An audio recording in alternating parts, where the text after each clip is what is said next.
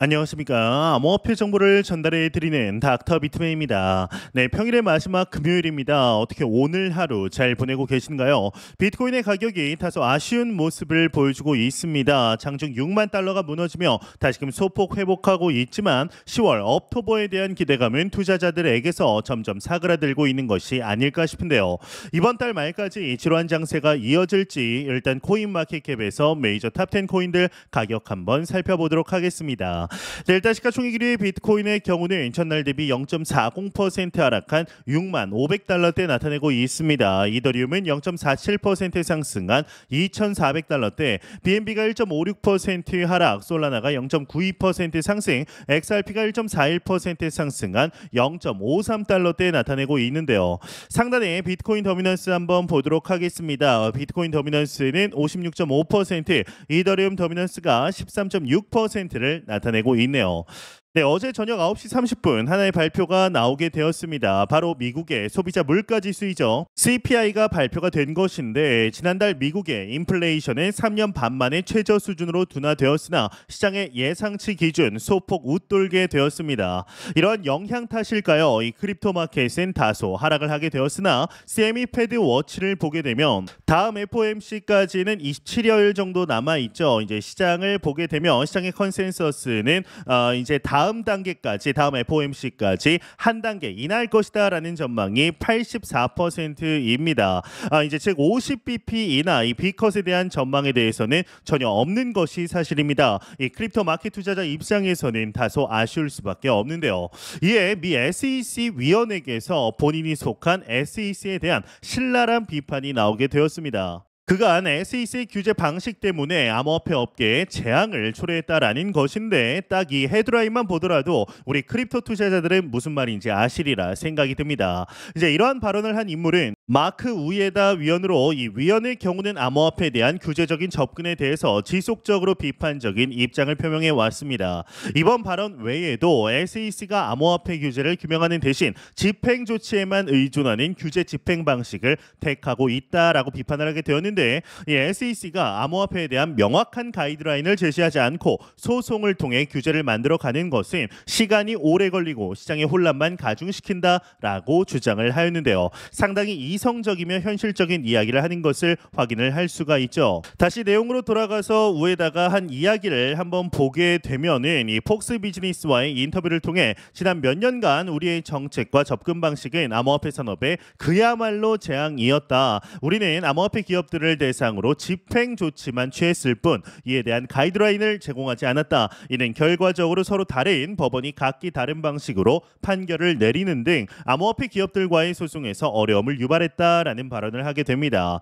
이 우에다의 이번 발언의 경우는 이 크립토닷컴이 SEC를 상대로 소송을 제기한 사건 이후 나온 것으로, 이는 SEC가 암호화폐 산업에 대한 이 규제 권한을 과도하게 확장하고 있다라는 반발을 보여줍니다. 현재 SEC는 리플과 코인베이스와도 긴 법적 분쟁을 이어오고 있죠. 이러한 분쟁 자체가 규제의 명확성이 부족하다라는 점을 더욱 부각시키게 되는데요.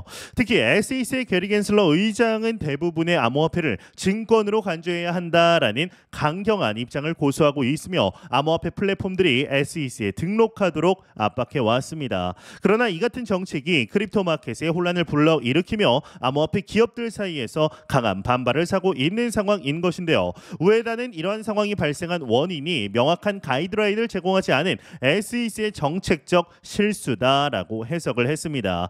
이로 인해서 법적 혼란이 계속되고 있고 각 기업들이 자신들의 상황에 맞게 대응하고 있는 실정인 것인데요. 이 명확한 법적 해석이 없는 상태에서 암호화폐 산업은 더욱 불안정해질 수밖에 없겠죠. 이러한 마크 우에다 위원의 용기 있는 비판에도 오늘 놀라운 소식이 나오게 되었습니다. SEC가 미쳐버린 것일까요? 아니면 될 대로 되라 라는 식의 마음인 것일까요? 이 리플 선물이 증권법 위반이다라는 법적 경고를 한 거래소에 보냈다라고 하는데요. 관련 내용 함께 보겠습니다. 헤드라인을 보게 되면 SEC 비트노미얼의 리플 선물은 증권법 위반이다 헤드라인이 장식이 되어 있습니다. 네, 내용을 한번 보도록 하겠습니다. 이 비트노미얼의 XRP 선물 상품이 출시도 되기 전에 무산될 위기에 처해 있다. 이 미국 SEC가 비트노미얼에 법적 경고를 보내면서인데 폭스 비즈니스에 따르면 비트노미얼은 이날 리플 선물 상품 출시와 관련해 SEC를 상대로 소송을 제기했다. 이 과정에서 SEC가 여전히 리플을 증권으로 보고 있다는 것이 드러났다. 비트노미얼 측은 서류를 제출한 후에 SEC가 거래소에 연락해 리플 선물 상품은 SEC와 상품선물거래위원회 이 CFTC의 공동 관할권에 속하는 증권 선물이라며 리플 선물 상품을 상장하면 증권법을 위반하게 될 것이다 라고 경고했다 전하게 됩니다. 이에 대해서 리플 선물이 이제 증권법에 해당된다는 SEC의 의견에 동의하지 않는다라며 법원이 SEC의 법적 조치를 막아줄 것을 요청한다라고 내용이 마무리되고 있습니다. 네, 참 답답한 노릇입니다. 이 SEC의 주장이 명백히 비합리적이고 억지 논리인 점 이 비판하지 않을 수가 없는데요. 이 SEC는 이미 리플과의 오랜 소송 과정에서 명확한 증권법 해석을 제공하지 못하고 있습니다. 그럼에도 불구하고 이번 사건에서 리플 선물이 증권에 해당한다라는 주장을 다시 꺼낸 것은 암호화폐 시장에 대한 불필요한 규제적 억압을 지속하려는 의도로 보이며 이는 법적 근거가 부족한 채로 단순히 권한을 남용하는 것일 뿐이라고 생각할 수밖에 없습니다. 또한 리플은 SEC와의 법적 분쟁에서도 논란이 되는 자산입니다. 이 SEC는 리플을 증권으로 계속 간주하고 있지만 이를 뒷받침할 명확한 판결이 내려지지 않은 상태인데요. SEC가 리플 선물 상품을 증권법 위반으로 몰아가는 것은 선제적으로 시장을 압박하려는 억지스러운 행위로 보일 수밖에 없습니다. 이 내용을 보면 CFTC를 들먹이고 있죠. 이 상품선물거래위원회 CFTC가 관여하는 영역에서 SEC가 일방적으로 규제적 해석을 내리면서 간섭을 하는 것은 두 규제 기관 간의 역할 구분을 무시하는 처사입니다. 이는 규제 당국 간의 관할권 혼동을 유발할 뿐만 아니라 암호화폐 시장에 불필요한 불확실성을 조성할 수 있게 되는데요. 이번 SEC의 조치는 너무나 비논리적이라 하나하나 다 반박할 수 있을 정도로 허술하기 짝이 없다라고 볼 수 있겠죠. 이에 얼마 전 SEC가 리플사에게 항소했다라는 소식이 전해졌습니다. 리플사 또한 가만히 있지 않은 것으로 보이는데요. 이 교차 항소를 진행하기로 결정했다라고 합니다. 이 관련 내용 함께 보도록 하겠습니다. 헤드라인을 보게 되면 리플 XRP 미 SEC 항소의 교차 항소 결정하였다 헤드라인이 장식이 되어 있습니다. 네, 가상자산 전문 미디어 코인데스크에 따르면 리플 개발사 리플랩스가 미 증권거래위원회 SEC의 교차 항소를 내기로 발표했다라고 합니다. 이 스튜어트 알데로티 리플 최고 법률 책임자의 경우는 이에 대해서 SEC는 이미 주요 쟁점에서 모두 패배했다. 우리는 SEC에 조금의 여지도 남겨주지 않기 위해 교차 항소를 결정했다. 라고 전하게 되는데 SEC는 앞선 주장을 반복하겠지만 결국은 패소할 것이다. 우리는 연방항소법원이 SEC의 무차별적인 가상자산 탄압 행위에 종지부를 찍어줄 것으로 기대하고 있다라고 강조하게 됩니다. 앞서 미국 법원은 2차 시장에서 판매된 XRP 토큰은 증권에 해당하지 않는다라고 공식 판결했으며 SEC는 이에 대해 항소했다라고 내용이 마무리되고 있습니다. 네, 최근 리플랩스가 이 SEC의 항소에 대응해 교차 항소를 결정한 것은 리플이 법적 싸움에서 더 큰 승리를 거두기 위한 전략적 움직임입니다. 이 교차 항소는 기존 판결에 불복을 하거나 추가적인 판결을 요구하는 절차로 리플은 이번 교차 항소를 통해 SEC의 주장을 더욱 강하게 반박하며 암호화폐 산업 전반에 대한 판결을 확실히 굳히려는 의도를 보여주고 있습니다. 이로써 이 투자자들에게는 리플이 법적 우위를 차지하고 있음을 알리는 중요한 신호가 되는데요. 리플 최고 법률 책임자 스튜어트 알데로티는 SEC가 이미 주요 쟁점에서 모두 패배했다라고 강조하며 리플 측이 교차 항소를 통해 SEC에게 어떠한 여지도 남기지 않겠다라는 강력한 의지를 나타냈습니다. 이제 그는 SEC의 항소가 결국 실패할 것이며 리플이 이번 소송에서 궁극적으로 승리할 것이라고 확신을 했는데요. 리플의 이러한 강경한 입장은 법적인 자신감을 반영하고 있는 것이죠. 이번 사건의 핵심 쟁점 중 하나는 법원이 2차 시장에서 판매된 XRP를 증권으로 간주하지 않는다라는 판결입니다. SEC는 이에 불복해서 항소를 제기했지만 리플의 교체 항소는 이 판결을 더 강화하며 XRP가 증권이 아니라는 명확한 법적 근거를 확보하려는 전략입니다. 이는 리플이 법적 확실성을 높이고 시장에서의 지위를 굳건히 하려는 중요한 조치이죠. 이 SEC는 과거와 마찬가지로 리플이 증권을 판매했다라고 주장하며 그들의 기존 입장을 고소할 가능성이 큽니다. 그러나 리플 측은 이번 교체 항소를 통해서 SEC의 주장을 더욱 철저하게 반박할 겁니다. 이 리플이 이제 교체 항소를 결정한 것은 단순한 방어 전략이 아니라 SEC의 규제적 공격에 대한 적극적인 반격이다라고 볼 수가 있는데요. 이 리플은 이번 교체 항소를 통해 SEC가 암호화폐 시장을 무차별적으로 탄압하는 행위를 종식시키길 기대하고 있습니다. 알데로티는 연방항소법원이 SEC 행태에 제동을 걸고 암호화폐 시장에 더 명확한 법적 기준을 제시할 것으로 예상하고 있는데요. 이는 리플뿐만 아니라 이 전체 크립토 마켓에도 긍정적인 영향을 미칠 수가 있겠죠. 이번 교체 항소는 리플에게만 중요한 것이 아니라 암호화폐 시장 전체에도 큰 의미를 가집니다. SEC의 지나친 규제적 간섭을 저지함으로써 암호화폐 기업들은 더욱 자유롭게 사업을 운영할 수 있게 될 것입니다. 이는 암호화폐 시장의 발전과 성장을 촉진시키는 중요한 계기가 될 수 있을 텐데요. 과연 앞으로 이 소송이 어떠한 방식으로 진행이 되게 될지 추가적인 내용 나오는 대로 바로 알려드리도록 하겠습니다.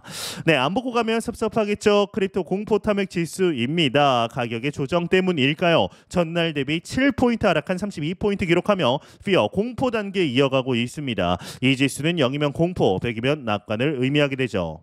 네, 이제 앞서 말씀드렸지만 이 CPI 미국 소비자 물가 지수가 3년 7개월 만에 최저 수준을 기록했습니다. 이 전망치보다는 0.1% 높아서 약간의 실망을 준 것은 사실이지만 그래도 시장이 크게 흔들리지는 않는 모습입니다. 이미 물가가 하락하고 있다라는 사실은 변하지 않기 때문에 시장도 별다른 요동이 없는 것으로 풀이가 되는데 이 물가 하락이 생각보다 더디다는 인상은 2022년부터 계속되었죠. 이 실업수당 청구 건수는 25만 8천 건으로 1년 2개월 만에 최대 수준이라는 결과가 나왔습니다. 일자리를 잃는 사람이 점점 더 많아진다라는 것이죠. 이는 다우존스가 집계한 전망치인 23만 건을 훨씬 웃도는 결과로 미국 경제의 경착륙에 대한 공포가 커지는 근거가 될 것으로 보입니다. 이 모든 지표가 하나의 방향을 향한다면 좋겠지만 항상 그렇지는 않았고 그런 상황에서도 인플레이션은 잡혀왔습니다. 그 결과 9월 연준이 금리를 50bp 내릴 수 있었던 것이죠.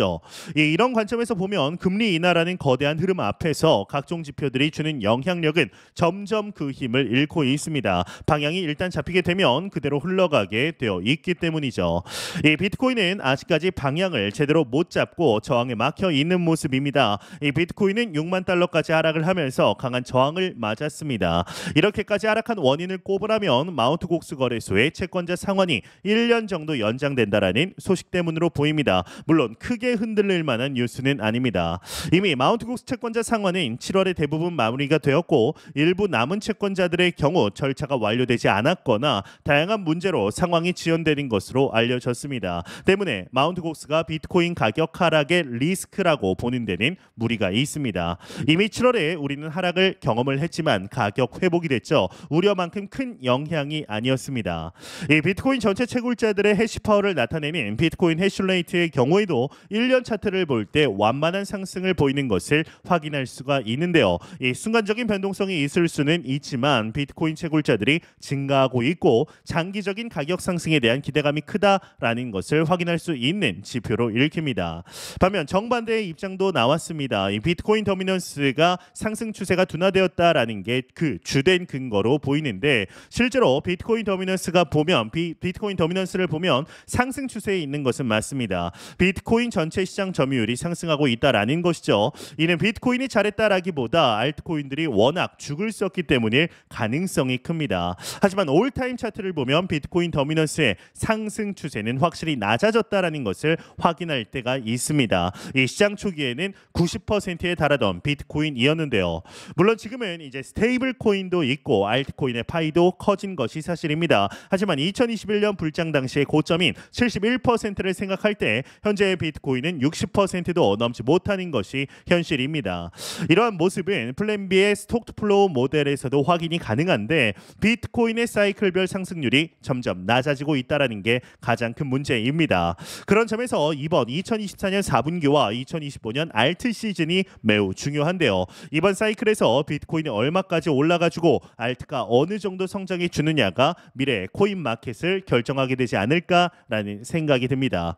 현재 우리는 너무나 좋은 시기 속에 실제적인 투자 진행하고 있습니다. 영상 말씀드리지만 절대로 단기적인 시각으로 이 시장 바라보지 마시고 장기적인 시각으로 또한 오랜 시간 동안 함께할 수 있는 여유 자금을 통하여 투자를 진행하시길 진심으로 바래 보도록 하겠습니다. 제가 준비해온 소식은 여기까지입니다. 영상이 도움이 되셨다면 구독과 좋아요 그리고 광고 한 편만 처음부터 끝까지 시청 부탁드립니다. 이 채널은 오직 광고 수익으로 운영이 되게 됩니다. 항상 영상 시청해 주시는 시청자분들, 구독자분들 너무나 감사드립니다. 오늘 남은 시간 잘 마무리하시길 바라면서 저는 더욱 도움이 되는 영상으로 찾아뵙도록 하겠습니다. 지금까지 닥터 비트맨이었습니다. 감사합니다.